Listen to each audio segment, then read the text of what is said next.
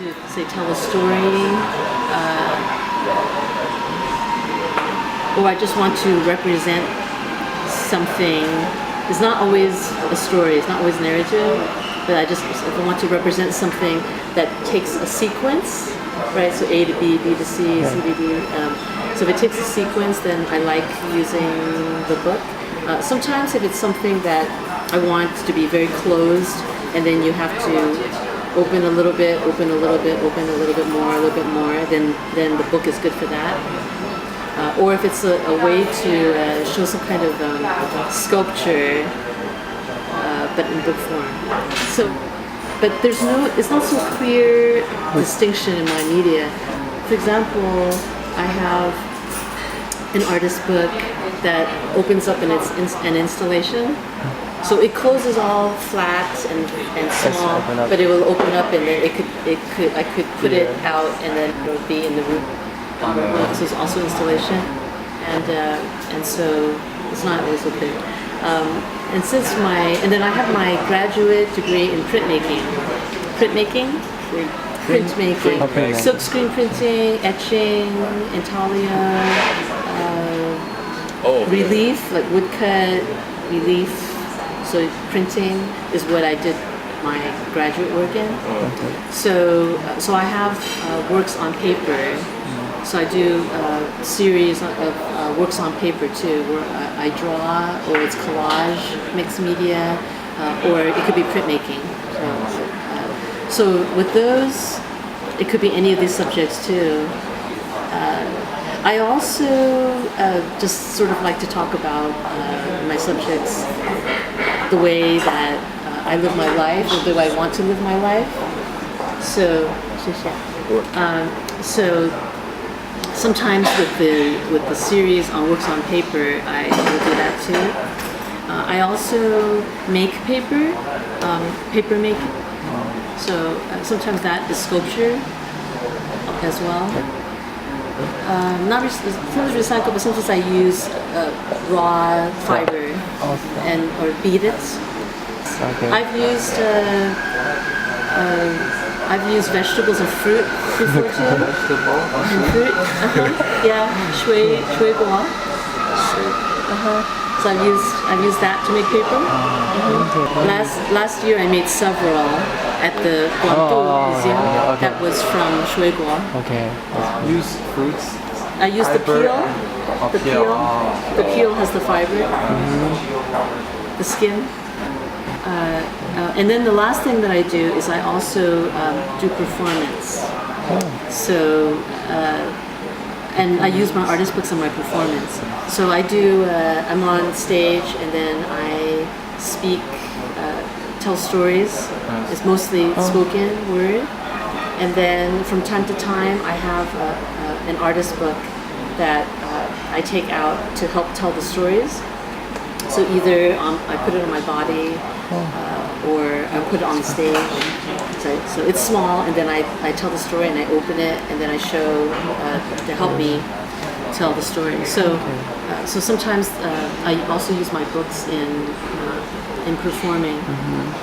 So it's many different media. Like I haven't done film or video, and I don't do large sculpture, but I've done a little bit of a bunch of different. I call it works on or of paper. The way I look at it is, I'm not thinking that I just use one medium.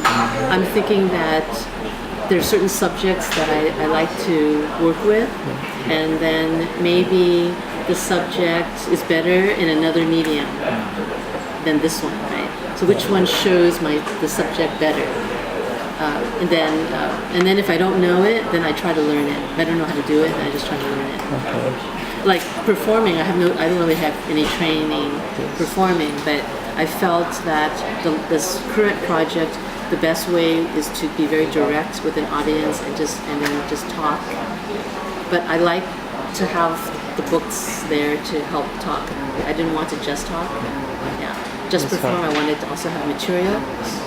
So I thought, it's perfect. I can make these books that I can wear on myself. I can open it up, and then it helps something for somebody to look at, but then we could focus on it, and it helps tell the story. Because images and text visually, so it help tell the story, not just spoken, right? So then I just sort of tried to teach myself how to do it like that, because I felt I wanted to do it, and I felt maybe that's the best way to do it. Because I had the subject, and then I thought, should I make another series of works on paper? Should I make a book? Should I do these things I've already done? And it didn't seem to fit as well. So that's why I just think what kind of medium is good, then I'll do it. So I'm not a media specific.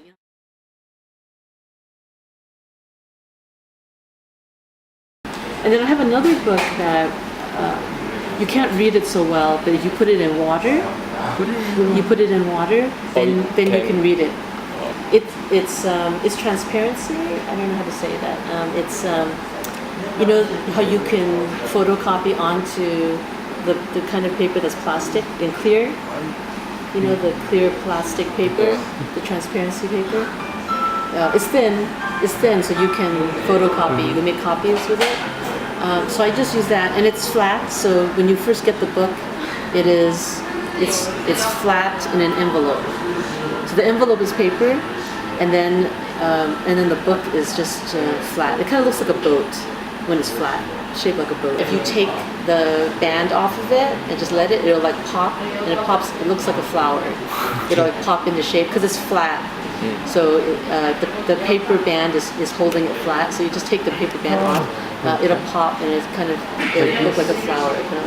So if you put it in water, you actually can read it better, because when you look through water, you know how water makes things look bigger? Magnifies it, right? It looks bigger. So in the water, from the top, it looks like it's almost not there. It kind of disappears. From the side, you can see the text, and it's bigger. And then the text is around each of the flower petals. There's a text on each flower petal, so you can see through the water, and then it will get bigger, and then you can read it. And it's a book about nothingness. That's why the book just goes into water like it's nothing, but it's something. But it's about it being about nothing. And it's called Chapter 0 because usually in a book, Mayo Chapter 0, right? Well, it starts with Chapter 1, right? So Chapter 0 about nothing, about nothingness, goes in the water. So that will be in the show. I'll put it in a tray of water. There'll be some water. I'll put it in there. I think usually, I don't do it this way, but I think usually artists, it's kind of expensive to do installation because you buy all this material, and then usually it doesn't sell as well as a painting because there's a whole room of things, right? Usually people don't buy the whole installation, so then you're left with all this material in your installation.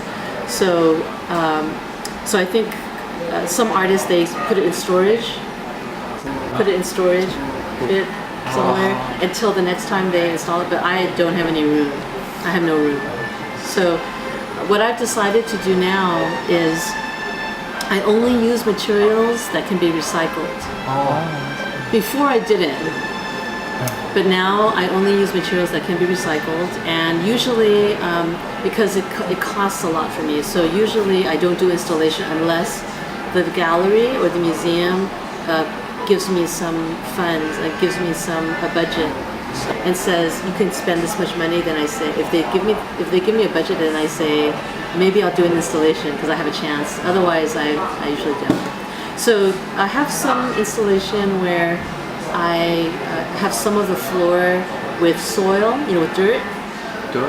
Soil. So with that, it was easy because I kept all the bags. So I bought big bags of soil.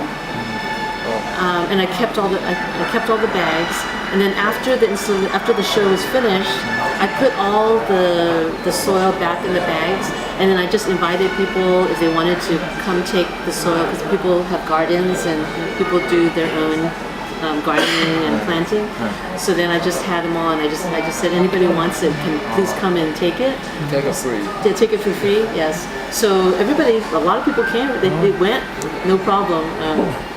Then I didn't have any waste of material, and then when I go to a certain place, I just use their local soil. So I don't have to bring it on the airplane or send it, right? It's not as expensive, not so much trouble. I just go there and then I just buy bags of it wherever it is. Yeah. So I did another installation where I wanted to make, it's like a thinking water garden. So it's all out of paper, but it has lotus, it has water, it has lotus, it has the leaves, it has everything, but everything's made out of paper.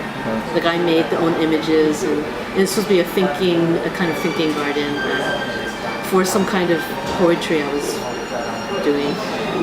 And so what I did for that was I used mirror, like a mirror.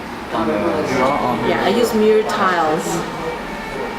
And so the museum, they gave me a budget for that, and then I think what they did was they just returned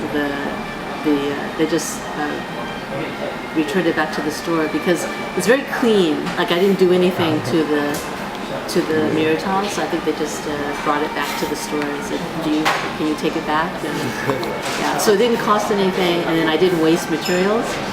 Because nobody's walking on it. It's only for looking.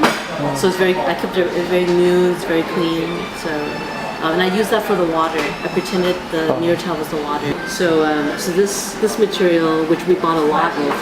But I was thinking if the store didn't take it back, we could also give this to people. Maybe they could use it for something. Right? And it's very new. Like nobody broke it because you don't walk on it. You just look. So it's very clean, it's very new, and then we kept all the boxes, so we just put it back in the boxes. And the store, and I don't know what happened, but they said they'll try to see if the store will take it back. If the store doesn't take it back, they said just give it to people. Yeah, so that way I don't have all this material left over to store or very nice. And then I have to bring some material because some of my artwork is original in the installation, but it's very, like it folds really small, and then I just put it in then I buy this other material. So it works nicely for me, but not everybody does it like this. Yeah, but that's how I do it, because I also don't want to, sometimes when I do installation, it's about consumerism, people buying a lot of things, throwing it away, using a lot of products, and then it just becomes garbage, and so I talk about that in my work. So if I'm talking about my work, then I can't also do it in my installation, right?